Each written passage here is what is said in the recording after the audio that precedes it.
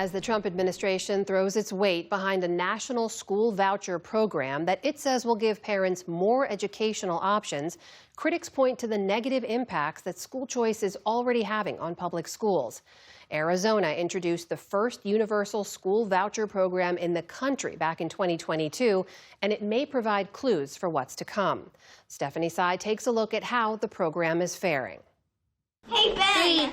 3, 2, 1, go!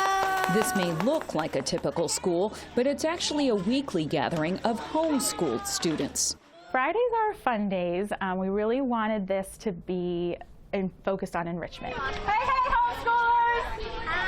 Hey, Miss Caitlin! Caitlin Redfield Ortiz, a former lawyer, and Brooke Bentley, a real estate agent, started Path Collective in 2024. Brooke and I have 7 kids combined, and we've been parenting for over a decade. So we had met and found like the best yoga teacher and the best chess coach and the best robotics teacher. And so we really wanted to bring them together and have a fun day for our kids that was led by expert professional teachers.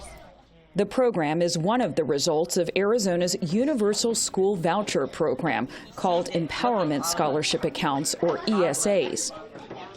ESAs direct public funds to parents to pay for things like home education expenses or private or parochial school tuition. Over 90,000 students are currently enrolled in the state, up from about 11,000 before the program expanded to cover all Arizona students in 2022. Taking ESA has been a real gift for our family, a real blessing, because there are so many things that my kids can do now that they might not have been able to do without ESA, that I can make their education curated to exactly my child's interests, their abilities, what they're ready for. The majority of ESAs are between $7,000 and $8,000. That money can be used toward programs like Path Collective, which charges $285 a month per student. Redfield Ortiz, also a former educator, started teaching at home during the COVID crisis. And were there things about public school prior to COVID that you didn't like, that you didn't think were serving your kids? Yes, I was very worried about bullying in schools. I was very worried about school safety. State Superintendent of Public Instruction Tom Horn has long supported school choice. Which schools and home schools are allowed to accept ESA funds from families? All. There are no restrictions. Anyone? Yeah. So I could start a school with no teaching qualifications and get money from families in Arizona if there were taxpayer money. If there were parents crazy enough to send their kids to you. The assumption, now this was the legislative decision, not my personal decision, but the legislative decision was parents are the ones that know best for their kids.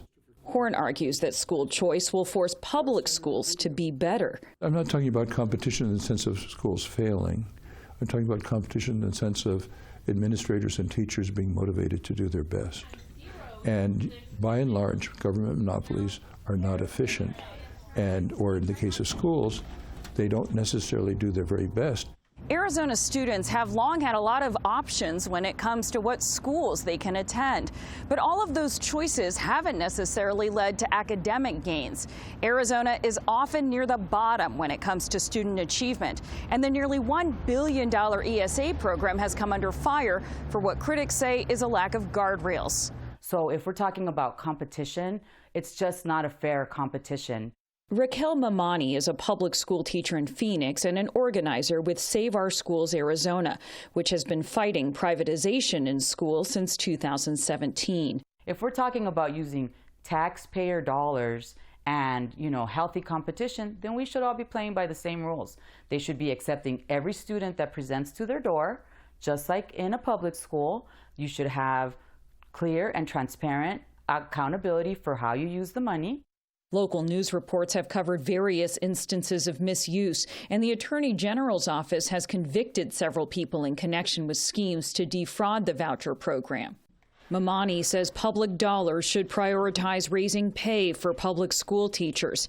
Arizona also ranks almost last in the nation for per-pupil spending. I, as a teacher, would love to see 90% of the funding being prioritized for our public schools. The Deer Valley Unified School District in Northwest Phoenix is an A-rated district. But even here, Superintendent Curtis Finch sees what he calls educational experimentation since universal vouchers became available. Often, the kids come back when the experiment fails. What we find is that since they aren't doing the state standards, there's a lot of internet curriculum that you can buy that says, oh, we're following the state standards. Well, when they come back, they obviously are not. And they don't realize the pace at which the public school student is under for learning. When they come back, they're often behind. And so it takes more resources for me and my team. While the Universal ESA program is intended to give students of all socioeconomic backgrounds access to more options, since its start, the majority of the ESA program's participants have lived in higher income zip codes. More recent data has shown a slight shift to middle-class areas. Ninth grader Xavier Dudley used to attend a charter school.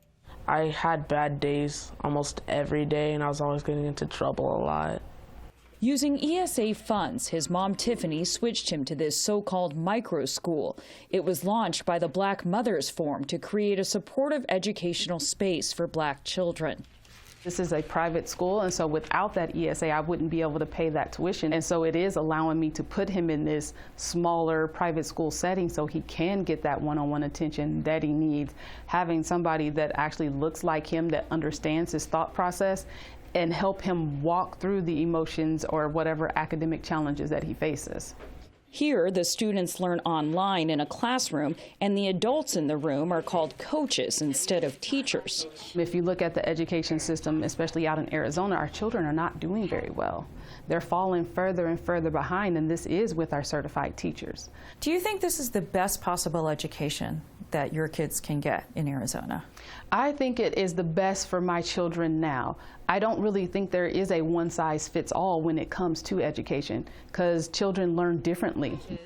As more and more parents make the choice to find better fits for their kids, the superintendent in Deer Valley, Curtis Finch, says he sees school choice as another point of polarization. I'm the canary in the coal mine. I can tell them what it's going to be 10 years from now because I'm living it. And the warning you're sounding is what? What are you singing, Canary? Yeah. The warning is that it's not good for our society. I don't care what it is. Anytime you take groups out of society and they form their own systems, it's not good for society. And when we don't know our neighbors, where does that come from? That's coming from unplugging from the community systems. And one of them is public schools. After decades of debate, the tide is clearly turning towards school choice. 18 states have now followed Arizona's lead, expanding their voucher programs to be universal. For the PBS NewsHour, I'm Stephanie Sy.